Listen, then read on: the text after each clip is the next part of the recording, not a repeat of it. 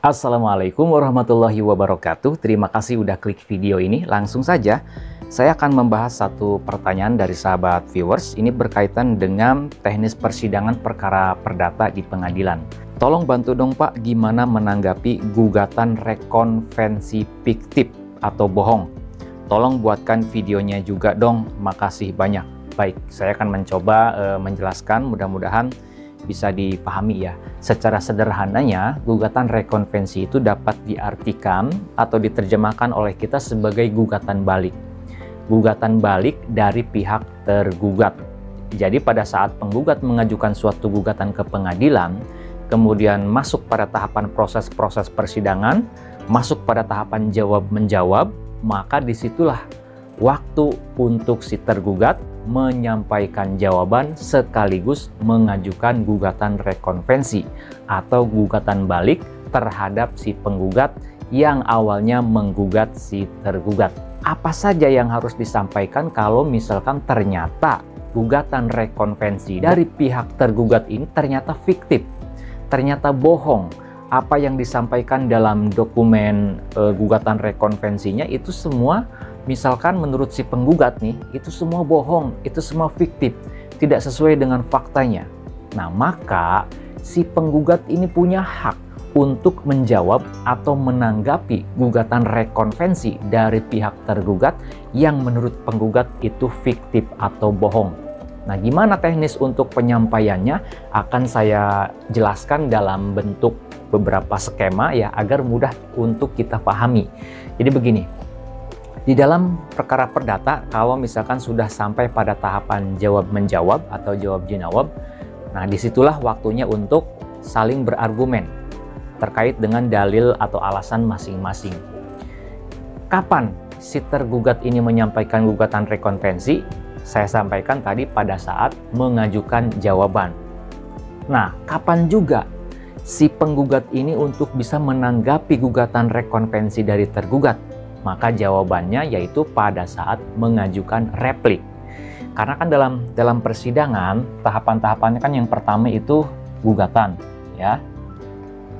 Daftar gugatan. Kemudian yang kedua persidangan. Nah, persidangan ini adalah sidang pertama. Ya, sidang pertama itu biasanya pemeriksaan kelengkapan berkas, kelengkapan para pihak. Kalau misalkan para pihaknya hadir, penggugat tergugat hadir, maka tahapan selanjutnya yaitu mediasi. Ya, mediasi ini bisa 1-2 kali, bahkan bisa sampai 3 kali, tergantung ya seperti apa kondisi para pihaknya nanti ya. Kemudian tahapan yang berikutnya kan persidangan lagi nih. Persidangan yang kedua. Ya, ini biasanya di sini ada pembacaan gugatan. Kemudian setelah itu akan ada sidang penyampaian jawaban. Ya, sidang ketiga ini jawaban. Jawaban dari T. Nah, pada saat mengajukan jawaban inilah si T ini mengajukan gugatan rekonvensi. Kemudian nanti di sidang yang berikutnya, sidang keempat, di sini ada yang disebut dengan replik. Ya, replik itu tanggapan dari pihak penggugat terhadap jawaban dari tergugat. Karena tergugat di sini mengajukan jawaban plus dengan gugatan rekonvensi atau gugatan balik, maka si penggugat nanti di saat mengajukan replik, disinilah waktunya untuk menanggapi gugatan balik. Nah, jadi gugatan balik dari si tergugat itu diresponnya, ditanggapinya itu pada saat mengajukan replik. Nah, sekarang gimana sih skemanya untuk membuat surat replik sekaligus menanggapi gugatan balik atau gugatan rekonvensi dari pihak tergugat? Ini saya sampaikan, nanti saya petakan ya, dan ini sebetulnya bagi masyarakat yang memang sedang mengurus suatu perkara perdata ke pengadilan tanpa menggunakan kuasa hukum ya. Kalau menggunakan kuasa hukum ya tinggal serahkan aja pada kuasa hukumnya, pada advokatnya, pada pengacaranya ya. Tapi kalau yang jalan sendiri, mungkin untuk mendapatkan informasi teknis edukasinya kan mungkin terbatas. Nah, oleh karena itu saya jelaskan di sini sesingkat mungkin, tapi mudah-mudahan bisa dipahami dengan jelas ya. Kita hapus dulu.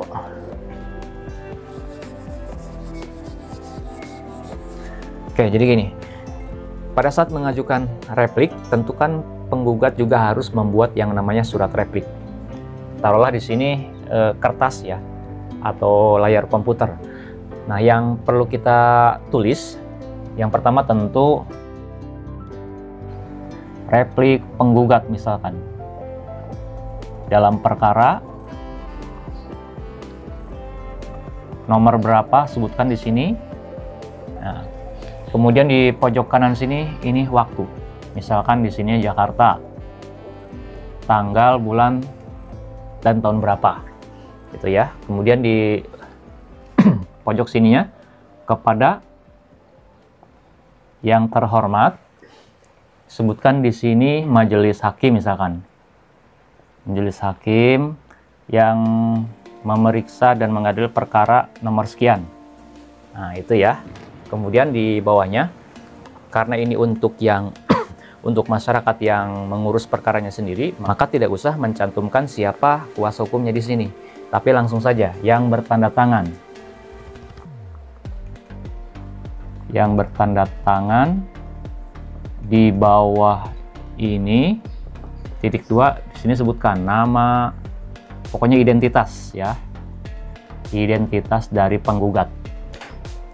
Sebetulnya untuk teknis penulisannya itu sebetulnya bebas ya, tidak ada ketentuan baku harus menyebutkan identitas lengkap ya. Jadi penulisan identitas ini bisa disejajarkan langsung atau poin per poin, kayak nama, tempat tanggal lahir, nik, dan lain sebagainya, itu bebas. Nah, setelah identitas ditulis, maka kalimat yang berikutnya yang harus ditulis adalah seperti ini. Dengan ini, penggugat menyampaikan replik terhadap misalkan jawaban dan rekonvensi dari tergugat. Nah, kemudian di bawahnya sampaikan juga dengan uraian sebagai berikut. Nah, gitu ya. Jadi ini permulaannya seperti ini dalam menyusun surat replik. Sekali lagi, tidak ada ketentuan baku tata penulisannya harus seperti apa. Yang jelas, ya mudah dipahami, mudah dibaca, detail serta jelas. Itu saja sih kuncinya ya. Sekarang kita lanjut setelah ini.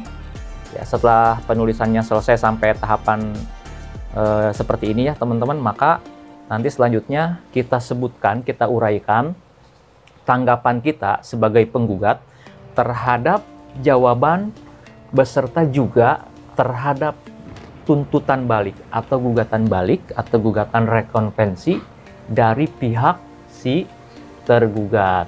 Tuh. Sekali lagi ini saya buat tutorial ataupun edukasinya untuk masyarakat yang mengurus perkara sendiri, jalan sendiri, supaya ya bisa sedikit membantu, mudah-mudahan bisa bermanfaat. Kemudian setelah penulisan tadi, maka yang harus kita sampaikan di halaman berikutnya atau di bagian berikutnya, di sini kita tulis misalkan poin-poin yang kita tulis. Yang pertama adalah dalam konvensi. Nah, dalam konvensi. Kemudian di sini sebutkan poin per poinnya. 1, 2, dan seterusnya. Nah, di dalam konvensi ini kita tanggapi satu persatu argumentasi atau dalil-dalil atau alasan jawaban dari pihak tergugat. Misalkan tergugat ini di dalam jawabannya termuat misalkan ada 10 poin jawaban terhadap gugatan. Maka kita tanggapi juga satu persatu. Poin 1, benar atau tidak. Poin kedua, bagaimana tanggapannya terhadap jawaban si tergugat tersebut. Kemudian kalau sudah kita tanggapi poin per poinnya, maka di bagian selanjutnya kita tulis di sini dalam rekonvensi. Nah, kalau ini kan dalam konvensi, kalau ini dalam rekonvensi. Di bawahnya sama, poin per poin ya. Nah, yang harus kita tanggapi di dalam bagian rekonvensi itu apa sih? Salah satunya adalah jawaban ataupun juga tanggapan kita terhadap gugatan balik, terhadap gugatan rekonvensi dari pihak tergugat. Disinilah kita menanggapinya. Sampaikan di sini kalau misalkan menurut penggugat, gugatan rekonvensi dari si tergugat itu fiktif, alasannya, argumentasinya, dalil-dalilnya, menurut penggugat itu fiktif, itu bohong. Ya silahkan, sampaikan di sini. Nah misalkan si tergugat ini menyampaikan gugatan rekonvensinya, positanya itu atau misalkan alasannya itu misalkan ada 10 poin. Nah silahkan ditanggapi satu persatu. Misalkan poin yang pertama, itu tidak benar. Argumentasi atau gugatan atau tuntutan atau alasan apapun bahasanya bebas. Misalkan alasan dari tergugat pada poin 1 itu tidak benar, itu fiktif, karena tidak sesuai dengan fakta. Yang sebetulnya terjadi adalah seperti ini, seperti ini. Nah itulah, di dalam bagian dalam rekonvensi inilah yang kita tanggapi atau tanggapan kita terhadap gugatan balik atau gugatan rekonvensi dari tergugat yang menurut kita sebagai penggugat itu adalah fiktif atau bohong. Nah seperti itu ya. Kemudian setelah kita tanggapi dalam rekonvensi, maka di tahapan penulisan selanjutnya kita masuk kepada petitum atau misalkan permohonan atau permintaan kita. Maka nanti di dalam bagian petitum permohonan ya di sini kan disampaikan.